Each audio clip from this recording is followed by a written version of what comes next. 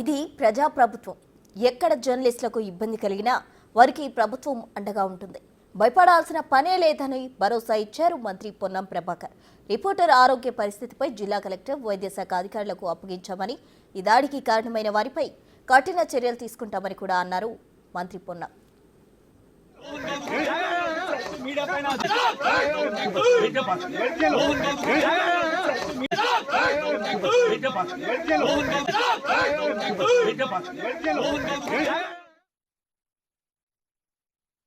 వారి కొడుకుకు సంబంధించిన వ్యక్తిగత పంచాయతీ చేసుకోవడంలో వారికి పరిశీలించుకుంటారు. కానీ జర్నలిస్టులపై దాడి అనేటువంటి మంచిది కాదు.